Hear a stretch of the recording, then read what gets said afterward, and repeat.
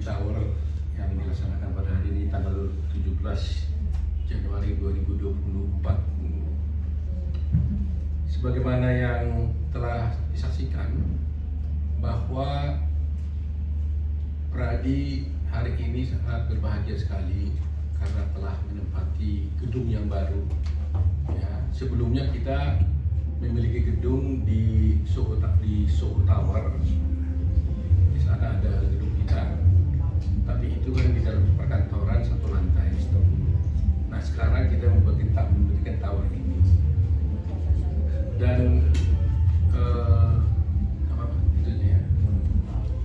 dan terus sebagaimana diketahui bahwa terus terang aja memang ini melalui perjalanan panjang ya. Kita berdiri tahun 2005, belum memiliki uang apapun, semuanya dibuat menggunakan uang pribadi. Satu orang turun ke bawah aja, lari pakai bawah nunggu lift. Terima kasih atas kehadirannya menghadiri acara peresmian gedung Pradi Tower ya. Pradi Tower pada hari ini tanggal 17 Januari 2024. Sebagaimana rekan-rekan ketahui, Pradi ini telah berusia 19 tahun. Dimulai daripada tahun 2005, kita mendirikan Pradi ini dengan tanpa ada bantuan dari pemerintah berupa uang satu rupiah pun tidak ada. Jadi waktu kita Pradi didirikan ini, kita menggunakan uang pribadi dari para anggota dan pengurus. Dulu kita disebut sebagai dianggap sebagai anak gadis kecil yang masih ingusan dan tidak ada yang mau pandang kita gitu. Tetapi akhirnya dengan perjalanan panjang dan kesungguhan daripada pengurus Pradi, akhirnya Pradi ini berdiri dengan jumlah anggota sekarang hampir 70.000 orang, berada di 190 cabang di seluruh Indonesia, dan seluruh organ-organ yang diamanatkan oleh Undang-Undang Advokat, antara lain membentuk Dewan Kehormatan, Komisi Pengawas, dan sebagainya, itu semuanya telah kami penuhi, dan semua aturan-aturan, amanat-amanat undang-undang itu telah kami jalankan, termasuk melakukan pendidikan advokat, ujian advokat, pengawasan advokat, semuanya itu kami lakukan secara mandiri. Nah, kita selama ini memiliki pertama kali itu gedung satu, yaitu di Soho Tower. Kita memiliki satu lantai di sana, ya, dan kemudian itu kami pakai terus sudah hampir sekian tahun, dan sekarang puji Tuhan kami memiliki gedung baru di sini dengan 7 lantai yang kami sebut namanya Pradi Tower. Di samping ini kami juga memiliki kantor-kantor cabang yang menjadi milik Pradi, ya. Jadi ada di Bandung, ada di Medan, ada di Sidoarjo, ada di Surabaya, ada di Palembang, ya. Itu di Jember, dan kita rencanakan akan kita upayakan agar bisa ada gedung-gedung pribadi milik Pradi yang diberikan di cabang-cabang kita semuanya. Dan pendirian Pradi itu tentunya kerjasama antara DPM dengan cabang-cabang tersebut. Nah, Surabaya juga sudah membeli tanah dan sekarang sedang dalam tahap pembangunan. Ya, tentunya itu akan kerjasama dengan Pradi. Dan semua gedung Pradi ini kita aktekan menjadi milik Pradi, bukan milik Otto Hasibuan, bukan miliknya Pak Herman Dulami, bukan miliknya Dwi Wiranto, tapi ia adalah milik Pradi secara badan hukum. Jadi suatu saat kami umpamanya tidak lagi menjadi pengurus ini, ya ini kembali kepada Pradinya, dan semuanya itu di seluruh Indonesia itu menjadi milik Pradi. Tidak ada yang sama menjadi milik Pradi. Nah, semua itu kami lakukan dengan kerjasama baik dengan para anggota. Ada kontribusi daripada iuran anggota berupa penerbitan kartu, kita minta biaya yang jumlahnya juga lebih kurang 750.000 per 3 tahun. atau setiap bulan dia membayar Rp20.000 lah, Rp20.000, Rp22.000 per bulan sebatang rokok lah. Tapi walaupun sebungkus rokok, walaupun sebungkus rokok iuran mereka, tapi bisa membangun kredit tower gitu. Nah, kenapa? Karena kita pengurus memang menjaga baik ya, segala uang tersebut kita pergunakan dengan baik, dan kita diaudit oleh akuntan publik, ya, kita membayar pajak secara resmi dan sebagainya. Nah, di samping itu kita sudah bekerja sama juga dengan perguruan tinggi sebanyak 147 perguruan tinggi yang berakreditasi setidak-tidaknya B sesuai dengan putusan Mahkamah Konstitusi. Jadi kita tidak melakukan pendidikan dengan yang sembarang pendidikan perguruan tinggi ya. Nah, kemudian kita juga memiliki 164 cabang PBH. PBH itu adalah Pusat Bantuan Hukum Pradi, di mana Pradi memberikan kontribusi, memberikan bantuan hukum cuma-cuma kepada rakyat yang tidak mampu. Kepada masyarakat yang tidak mampu, kita berikan bantuan hukum cuma-cuma. Ada di 160 cabang. Kita juga menjalankan sidang-sidang Dewan Kehormatan setiap hari Jumat, karena yang mengadukan perkaranya cukup lumayan banyak. Setiap bulan rata-rata setiap tahun ya, kami melihat di sini daftar yang tahun 2020 saja ada 88 perkara ya. Ada 33 perkara tahun 2020, kemudian tahun 2021 33 perkara, 2022 35 perkara, dan tahun 2023 29 perkara. Itu hanya pengaduan terhadap Dewan Kehormatan Daerah DKI Jakarta. Belum di luar Jakarta, ada kita lihat contohnya di Jawa Barat ada 4 perkara, Sumatera Utara ada 9 perkara, Palembang ada 5 perkara, dan masih ada Pekanbaru 3 perkara. Jawa Timur cukup menonjol 24 perkara, dan Pasar 1, NTT 1, dan Jayapura 1.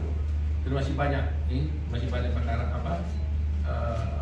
laporan perkara yang ada di DKD. Ini yang akan sampaikan bahwa semua organ daripada Pradi itu sudah berjalan sesuai dengan undang-undang advokat, dan kita jalankan sebagaimana mestinya.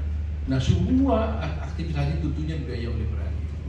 Karena itu kami juga ya memberikan kontribusi. Jadi kalau setiap advokat yang meninggal dunia, maka kepada ahli warisnya kita berikan sebagai tali asih masuk sumbangan sebesar 10 juta rupiah per satu orang.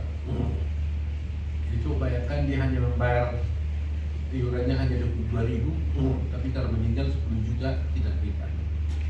Nah, dan sudah kami berikan kepada 589 orang yang meninggal. Yang terbanyak itu di masa COVID, yaitu tahun 2021 202 orang, dan di 272 122 orang. Jadi totalnya sudah habisnya itu 5.890 juta rupiah.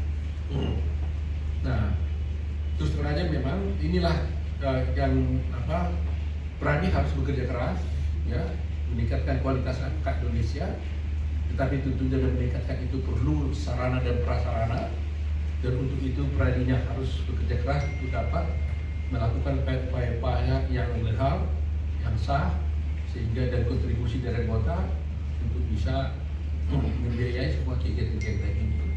Kami juga mengembalikan ini semua juga melalui melakukan pendidikan kepada anggota. Ada continuing legal education, seminar-seminar kita lakukan, kita biayai. Jadi kita kembali dari anggota, kita kembalikan kepada anggota juga.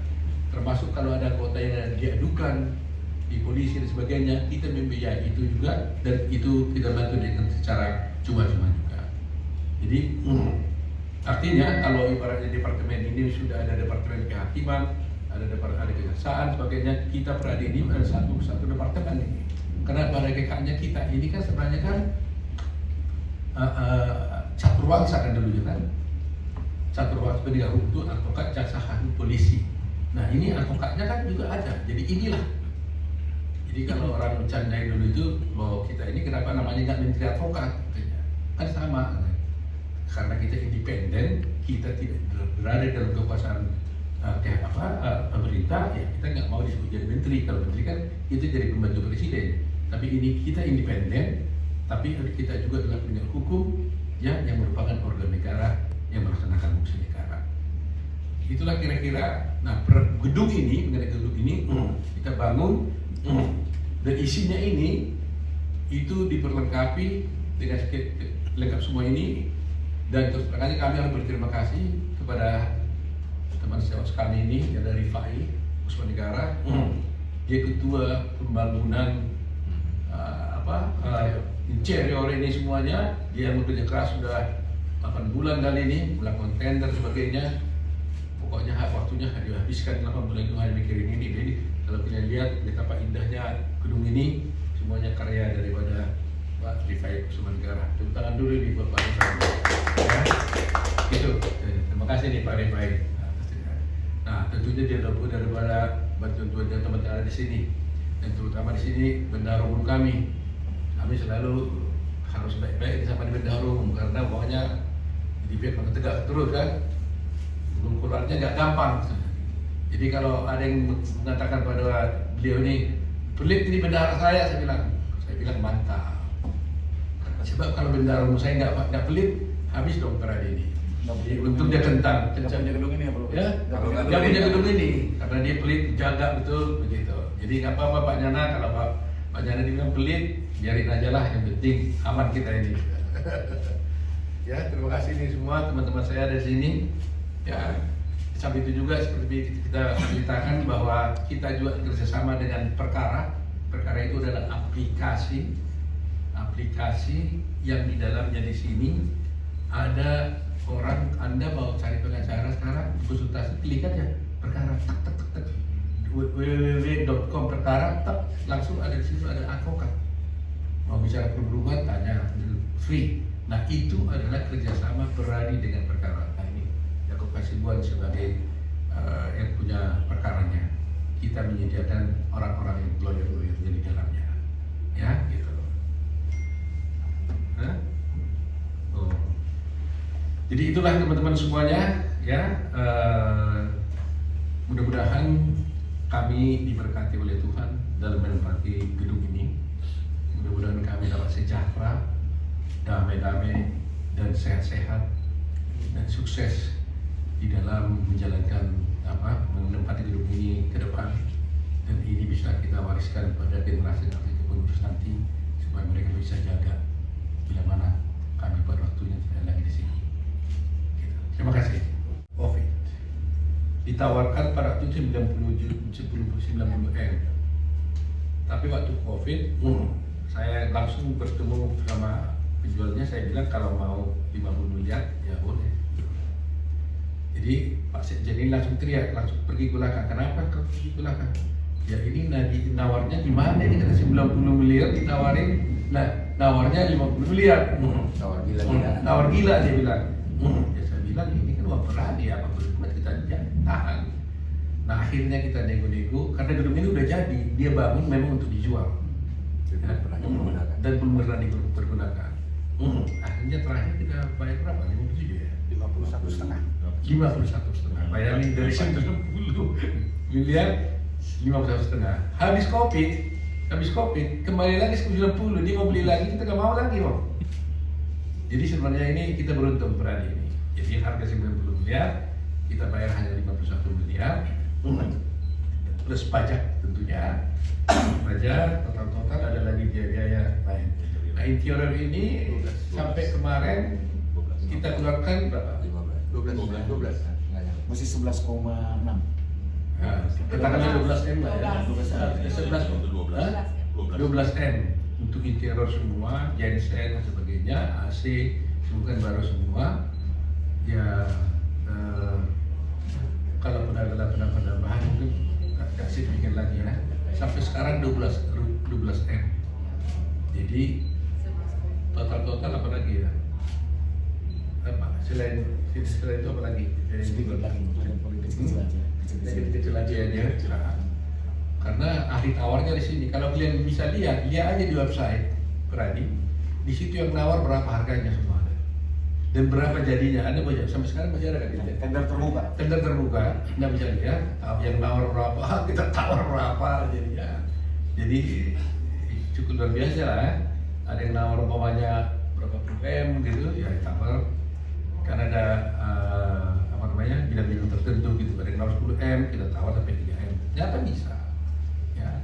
Jadi tentu pasti ada pengembangan lebih lanjut lagi karena taman kita masih akan bikin taman yang bagus, ya kan, supaya nyaman semua orang bekerja. Dan barang-barang yang di sana sebagian bisa dibawa ke sini. Ada yang dibawa ke sini? Nggak ada. Sama sekali barang yang di gedung baru sana itu tidak dipindahkan ke sini. Baru semua. Ini semua baru karena kalau digabung nggak cocok. Jadi semua ada di sana ditinggal. Yang di sana itu nanti kita pakai untuk pendidikan lah, ya. Atau mungkin kalau rapat pleno besar gitu atau rapim semuanya bisa di sana. Begitu. Ya. Ya. Ini semua uang kas Peradi. Jadi Peradi punya uang disimpan, kemudian dikelola baik, ya kan? Mengelola untuk kepentingan cabang-cabang. Ada sisa kita kumpulkan, ya kan? Ada sisa kita kumpulkan, akhirnya kita bisa beli. Jadi yang 1 M tambah 12 jadi 60 jadi 65. Jadi kalau bicara harga ini sebenarnya sudah 90 M ini gedung ini kosongannya tambah 12 M seharusnya harga ini 102 M. Tapi dengan kemampuan rezeki yang kita miliki karena itu pas Covid mungkin orang butuh uang, kita kebetulan ada uang, ya cocok lah, akhirnya kita dapat. Jadi kalau Anda tanya sekarang berapa harganya ini, saya bilang 90 M, ini tutup mata. Ya, tambah 12 M, kalau sudah berisi ya tentu 102 M. Jadi kalau ditanya berapa nilainya ini, sekarang 102 M nilainya ini. Walaupun kita bayar hanya dengan 12 gitu. Begitu. Sebelum Peradi ini berdiri, saya ini diangkat oleh Menteri Kehakiman sebagai advokat. Menteri Kehakiman yang mengangkat saya. Tapi setelah ada Undang-Undang Advokat Nomor 18 Tahun 2003, kewenangan Menteri Kehakiman itu dihapus, diambil alih menjadi kewenangan daripada Peradi. Ya, sampainya dia jadi kewenangan Peradi, sehingga Peradi lah yang mempunyai kewenangan itu. Nah, oleh karena itu apa saja yang kewenangan tadinya yang dimiliki oleh Menteri Kehakiman oleh pemerintah menjadi kewenangan kita. Ini pertama, melakukan pendidikan advokat itu. Advokat itu kan penegak hukum. Jadi yang boleh mendidik advokat itu kan nggak boleh organisasi swasta. Harus organisasi yang diberikan kewenangan oleh undang-undang. Pertama yaitu pendidikan advokat, melakukan pendidikan, melakukan ujian advokat, melakukan pengangkatan advokat, membuat kode etik advokat, membentuk dewan kehormatan, membentuk komisi pengawas, melakukan pengawasan terhadap advokat, dan memberhentikan advokat. Nah, itu ada 8 kewenangan itu. Nah, hakim ini, 8 ini, tadinya itu yang boleh itu miliknya Menteri Kehakiman itu. Mencat orang, angkat orang, semua itu milik mereka. Karena saya juga jaga oleh mereka. Nah, sekarang itu menjadi kewenangan kita. Makanya di logo tadi saya katakan itu inilah logo. Ada tarikan 8 itu lambangnya 8 kewenangan itu dimiliki oleh satu bundaran yaitu namanya single bar yaitu Peradi. Dan nggak ada yang memiliki kewenangan di selain kita. Undang-undang kita ini secara formalnya kan undang-undang itu adalah single bar. Kan disebutkan di dalam pasal itu satu-satunya organisasi advokat yaitu single bar. Dan dalam pelaksanaannya pun sampai tahun 2016 tetap single bar. Nah, dan sampai sekarang masih tetap single bar. Tapi sejak tahun 2016 de facto ada surat yang dikeluarkan oleh Ketua Mahkamah Agung Pak Hatta Ali yang memberikan kesempatan kepada organisasi advokat di luar Peradi untuk mengajukan permohonan pengangkatan advokat, penyumpahan advokat oleh pengadilan tinggi. selama ini yang boleh disumpah menjadi advokat itu hanyalah advokat yang berasal dari pradi. Jadi pradi yang mendidik, menguji dan sebagainya setelah lulus diangkat baru dikirim ke Lenting untuk disumpah. Tiba-tiba tahun 2016, Potong Kompas, Ketua Mahkamah Minyak Lama yaitu Pak Hatta Ali bikin surat ke Pengadilan Tinggi, bolehlah kamu terima atau advokat di luar pradi. Nah akhirnya berkembanglah organisasi advokat ini hanya untuk membuat sumpah.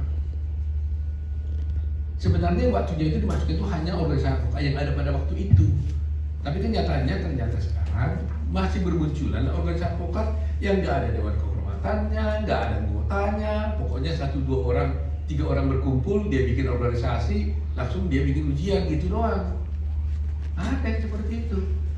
3 orang dia bikinnya ketua deklaratif, bikin namanya organisasi apa gitu, mobil Mercedes atau mobil apa, nggak ada anggota. Ya diangkatnya langsung dikirim ke Pengadilan Tinggi sumpah. Nah ini menjadi celaka kan. Cabangnya nggak ada, anggota nggak ada, dan akhirnya yang dari sumpahnya inilah yang menjadi anggotanya terus. Ini yang orang bilang faktanya ada organisasi advokat, ya kan? Tetapi saya katakan bahwa ada pun itu, tapi tetap kami katakan itu bukanlah organisasi advokat yang dibentuk berdasarkan undang-undang itu. Gitu. Nah, karena sudah terlanjur mereka itu telah diangkat menjadi advokat, telah disumpah oleh Pengadilan Tinggi karena sudah terlanjur, maka dalam rangka untuk nanti mempersatukan single bar ini, pada waktunya kami akan menerima semua orang-orang tersebut yang sudah memiliki kartu prajurit telah disumpah oleh Pengadilan Tinggi menjadi advokat kita. Itu pasti akan kita terima jadi advokat kita. Itulah nanti single bar itu. Ya. Nah sekarang ini terus terang aja banyak sekali, sudah ribuan orang mengajukan permohonan kepada kami untuk bisa kami terima menjadi anggota advokat kami yang berasal dari organisasi advokat yang lain yang tidak ujian dari kami. Jadi banyak sekali sekarang itu, Pak Utut, tolong dong kami pindah dong, mau pindah. Nah kami sekarang ini masih bikin syarat bahwa kalau Anda ujian di pradi, kemudian pendidikan di pradi, lulus di pradi, kami bisa terima meskipun Anda pindah tempat lain. Tapi kalau dia tidak pernah pendidikan di tempat kita dan tidak ujian di kita, sementara ini masih kita tidak terima. Jadi sekarang ini ribuan orang ini sekarang udah mulai komplain, Pak Okto kenapa kalau satu terima. Nah prinsip kami nanti pada waktunya kami akan buka itu bahwa semua advokat yang ada yang sudah terlanjur menjadi advokat dan susumpah oleh Pengadilan Tinggi kami akan terima, dan itulah single bar itu. Menangani perkara konflik of interest, kedua mentelantarkan kliennya. Ketiga ada juga yang rebutan klien gitu, rata-rata gitu. Jadi banyak variannya lah.